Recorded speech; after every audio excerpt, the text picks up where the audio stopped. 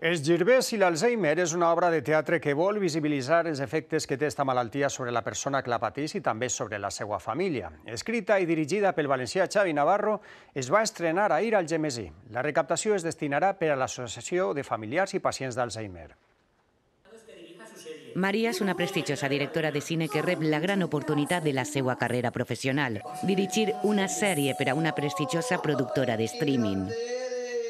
El seu marit Marc està a punt de ser nomenat director general de l'empresa en què treballa i el fill Dani comença a obrir-se camí com a pintor artístic.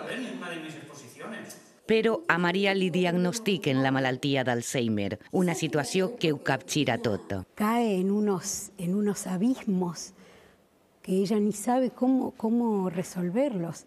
Entonces, el tema de ir contando también al público, porque eso es lo que tiene esta obra, ¿no es cierto? Que yo cuento al público lo que me está pasando y sigo la historia. Un desafiador viatge en què esta família descobreix que enmig de la tempesta hi ha centellejos de llum. És una obra familiar i se preocupa d'això, de que les famílies, quan tinguin un gran problema, puguen resoldre, sobretot, sent família, això. Saber-se ajudar i ajudar-se uns altres. I això és molt bonic.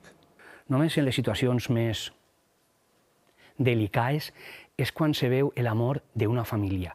I en una situació com esta, que és una situació límit, emergeix tot aquest amor que té aquesta família. Esta obra també representarà a Benigànim i a Xeresa i la recaptació es destinarà a l'Associació de Familiars de Pacients d'Alzheimer.